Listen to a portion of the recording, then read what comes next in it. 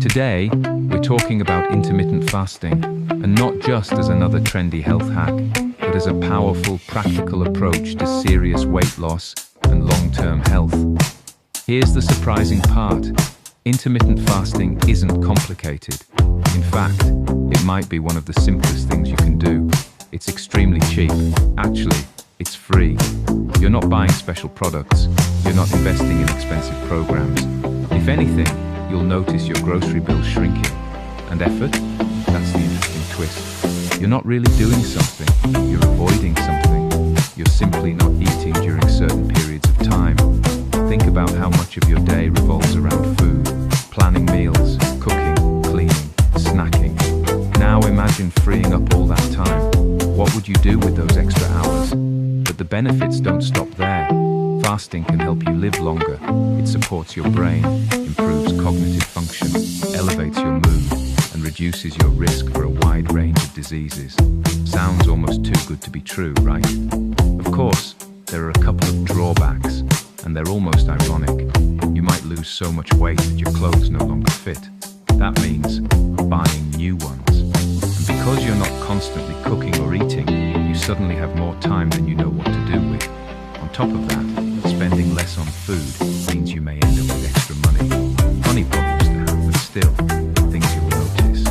Now here's the key idea you need to understand. Intermittent fasting is not a diet. It's not about what you eat. It's about when you eat. It's a pattern, a rhythm between eating and not eating. And more importantly, it puts you back in control. Because let's be honest for a second. If you wake up and ask yourself, what am I in the mood to eat today? What kind of answers do you usually get? Probably something like donuts, candy, chips, foods that don't exactly support your health goals. Why does that happen? Because your body, especially when blood sugar is unstable, doesn't always give you rational signals. If your blood sugar is too low or too high, you're more likely to crave the worst possible options. It's like sitting in the back seat of a car while someone completely unpredictable is driving. You're not in control. You're just along for the ride. And for most people, that's been their entire relationship with food. Intermittent fasting changes that. It puts you back in the driver's seat. It strengthens your willpower. It builds discipline. And most importantly, it gives you control over your health in a way that's incredibly empowering. Now let's talk about what's happening inside your body. Every time you eat, you trigger insulin. It doesn't matter if it's sugar, carbs, or even just food in general. Insulin goes up. And when insulin is constantly elevated throughout the day, your body struggles. Fat burning slows down. Energy fluctuates. Health issues start to build. So what happens when you eat less frequently? You trigger less insulin. And that's where the benefits begin. Your body wasn't designed to eat all day long. In fact, if you look back in history, food wasn't always available. Humans evolved to function, even thrive, during periods without food. That means your body has built-in systems for survival, repair, and regeneration that only activate when you're not eating. These are powerful mechanisms. We're talking about repair processes, protective functions, and even the shutting down of certain disease-related pathways. Your body becomes more efficient, more resilient, and all of that starts when you give it a break from constant eating. So how do you actually begin? Let's keep it simple. Imagine someone who eats 3 meals a day, plus snacks in between. That's 6 times a day, triggering insulin. That's a lot of stress on the body.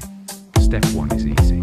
Stop snacking. That's it. Just move from 6 eating meals down to 3 meals a day.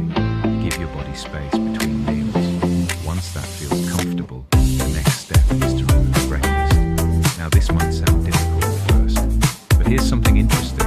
You may not even feel hungry in the morning once you stop snacking. So instead of forcing yourself to eat, listen to your body. If you're not hungry, don't eat. Delay your first meal as long as you can. Eventually, you might find yourself eating your first meal around noon. Let's say you eat at 12 p.m. and then again at 6 p.m. That creates a 6-hour eating window and an 18-hour fasting window. Already, you're seeing a major shift. Now, to make this easier, you can adjust what you eat. For example, adding healthy fats at the end of your meal, like avocado or nuts, can help you stay full longer and extend your fasting window more comfortably. There are also small strategies that can improve your results. Starting your meal with a large salad, adding olive oil, and including vinegar can help stabilize blood sugar. Fiber plays a role. Healthy fats play a role. Even simple additions like cinnamon or getting more sunlight for vitamin D can support your progress.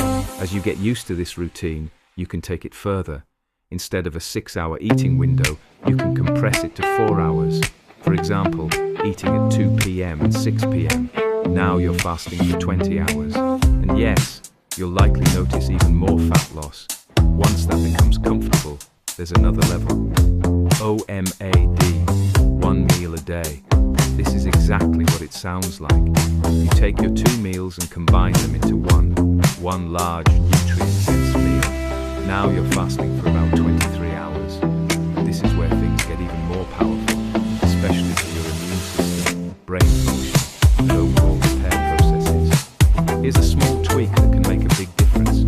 Try having your 1 meal earlier in the day, around 2 or 3 p.m. Why? Because eating late can interfere with your sleep. Better sleep leads to better results, lower stress hormones, higher fat burning, improved energy. Everything becomes more efficient. And finally, there's the advanced stage, occasionally extending your fast beyond a day. This could mean fasting for 48 hours, 72 hours, or even longer, done periodically, not constantly. These longer fasting periods can amplify the benefits even further. But here's the important takeaway. You don't need to start there.